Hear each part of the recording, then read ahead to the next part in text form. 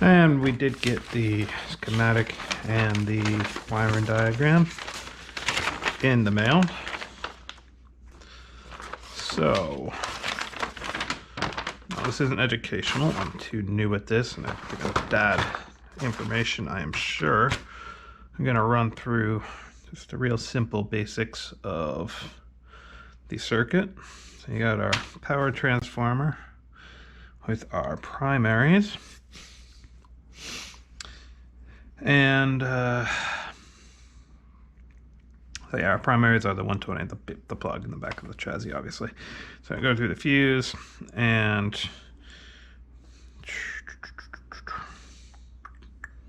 going through the fuse into the windings where we get our input current at 120 volts, which gets transformed to different currents and voltages on each of these windings. We have the center tapped primary B plus winding here, which is going to go to our rectifier tube, where then we have our 5 volt here AC, which is feeding the I believe the 5Y3 is directly heated.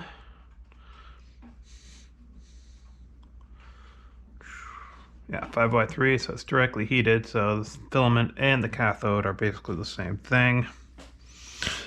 And off of that, so our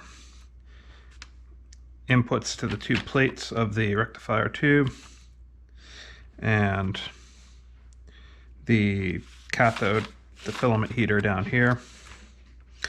And off that, we go to the center tap for our output transformer, right there.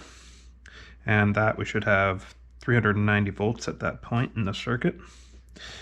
And we also come through here to our first stage of filtering, where we filter out the ripple through this 16 microfarad capacitor right here. Sorry. And we go through the 4.7 kilo ohm 2-watt resistor. And there's just more power filtering stages for different stages of amplification. Point C up here is for the preamp. Point B is for point B. Where is point B hiding? The screen voltage for the power tubes.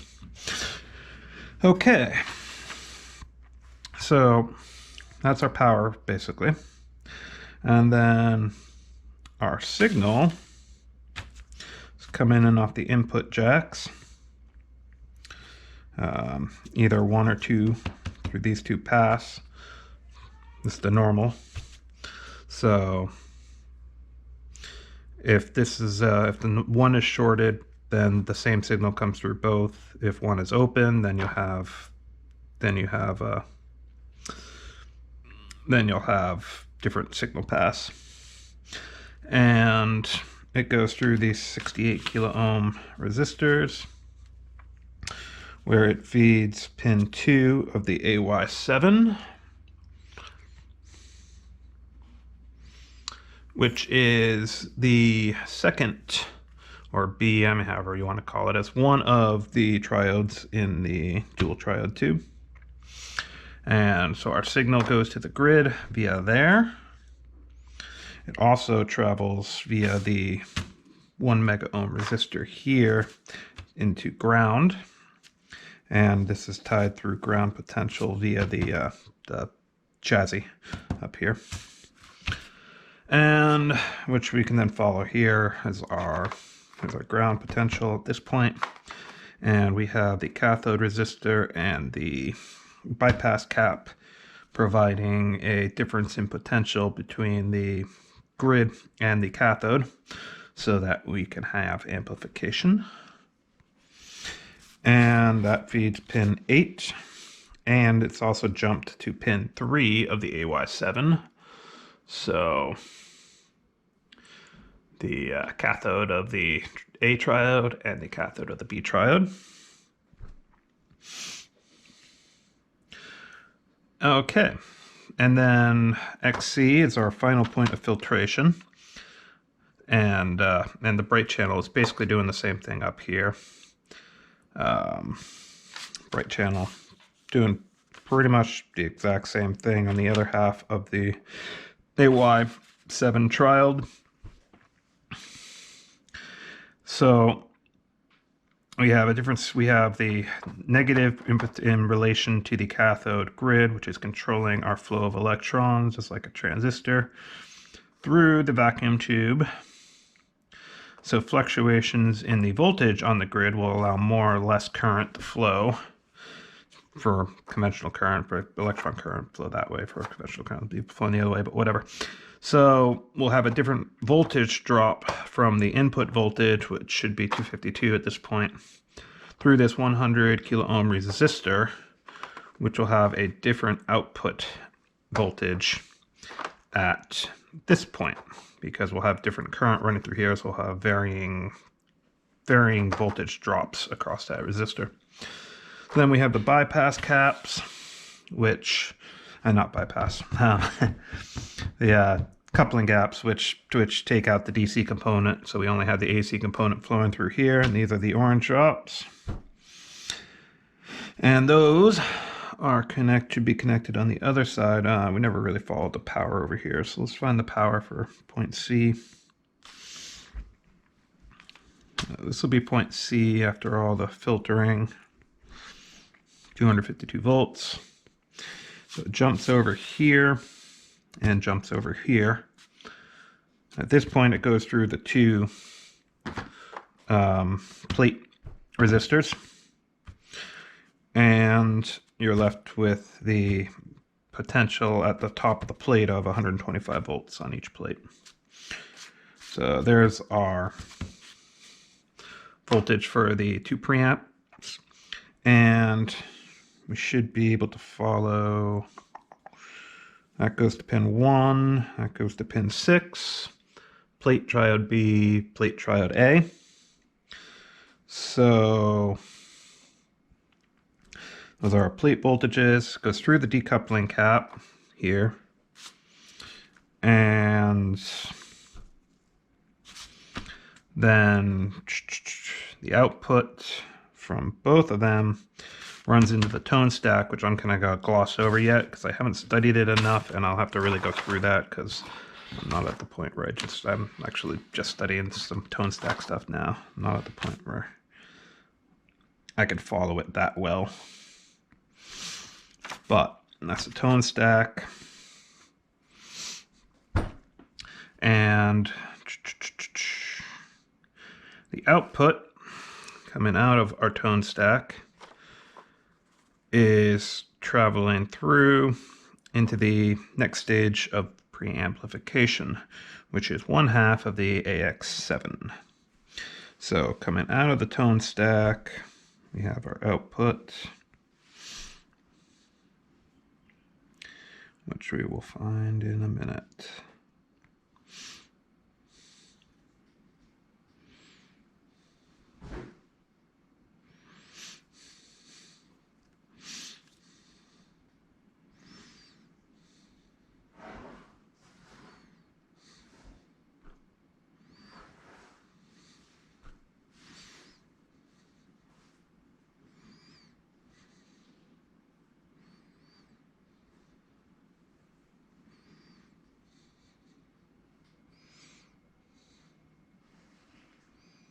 Up the tone.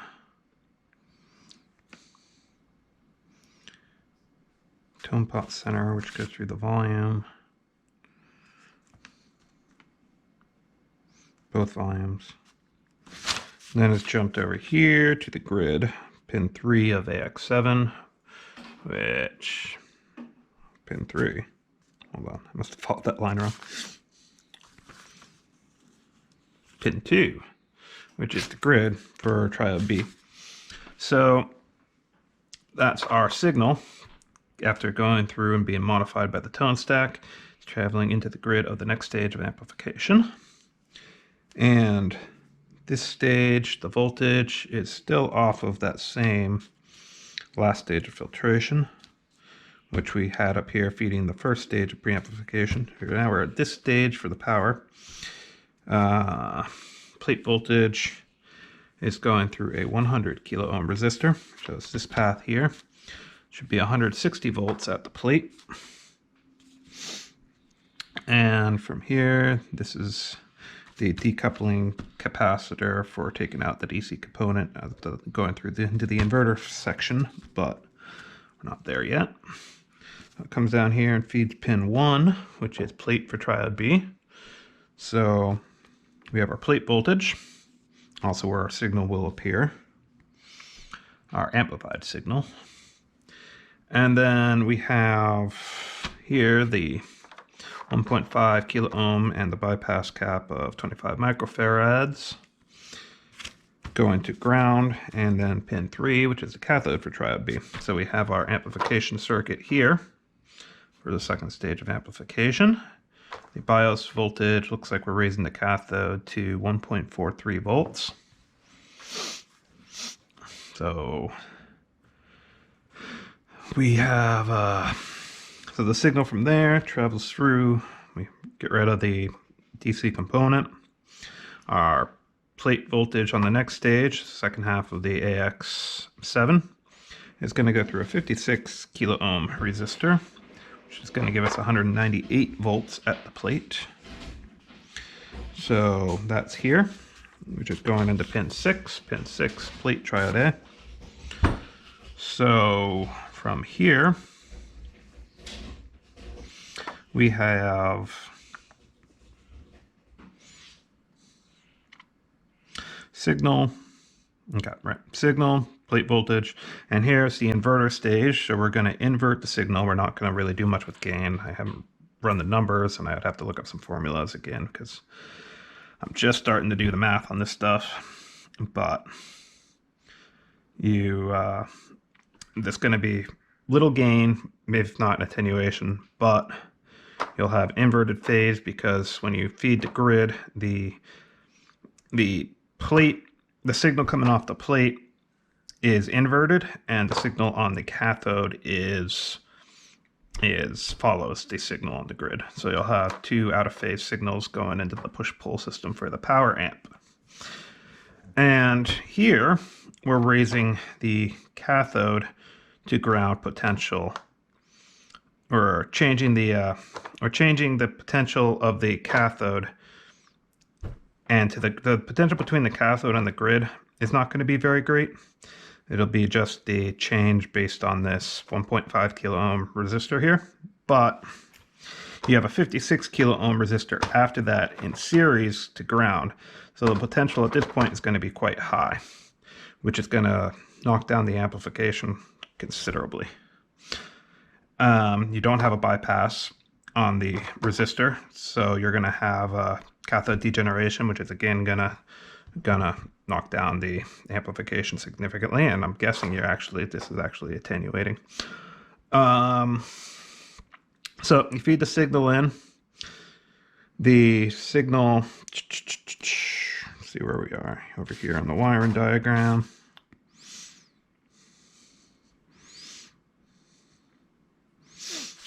Grid for plate triode A at 7, so we'll just follow that. It'll be the easy way.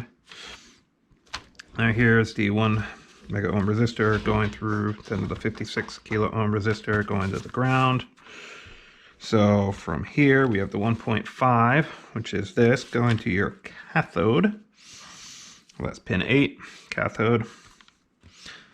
And we also have it going through the decoupling cap here to feed the grid on one half of our power amp, which we can follow down to here where it comes in, goes through an unused pin just as a jumper where we jump the resistor here to feed through this stop resistor into the grid of the one half of the power amplifier. So it's our signal path there. Then we have the other half of the signal path, which is coming off the plate. And we already found the plate, but I've forgotten where it is already. It's 56K, so it's here. 198 volts, yep. So we go through the decoupling cap again, and both of these are parallel to ground through these 220Ks, which is jumped up here to ground. And then we go through where are we? It's the same thing, it just goes to the other tube. We jump through the 1.5 kilo ohm into the grid of the other half of the power amplifier. And here we have the power amplifier cathode resistor and bypass cap, raising the voltage on the cathode with respect to ground to 24 volts. So that's providing our bias. So we have a negative potential on the grid with respect to the cathode. So we can control the flow of electrons, thereby introducing a signal that we are amplifying into the output. We already traced the power for here from the center tap of the transformer. And so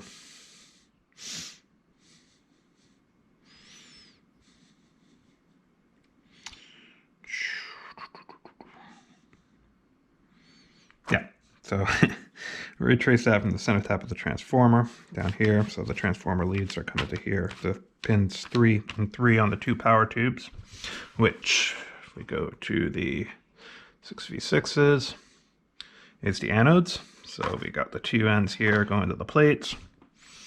We already traced, I think we traced that, the 350 volts off of point B. I guess we didn't, but point B. Pin 4, which is the screen grid, which is jumped to the other tube, pin 4. So we got the screen voltages there, which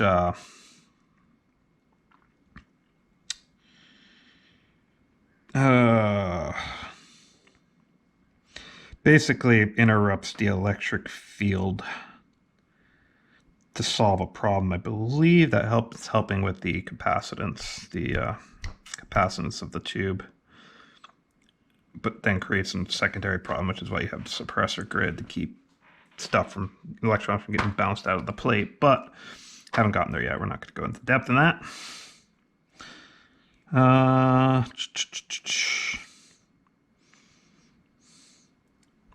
So yeah, so we got the 2 out-of-phase signals coming into the push-pull of the power amp with the center tapped plate here on the primary side of this output transformer.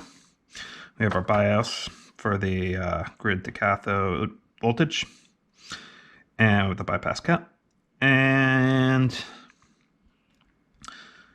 so this is driving one half of the signal, this is driving the other half of the signal, driving it through the output transformer to our speakers. So there is our traced signal, our traced circuit.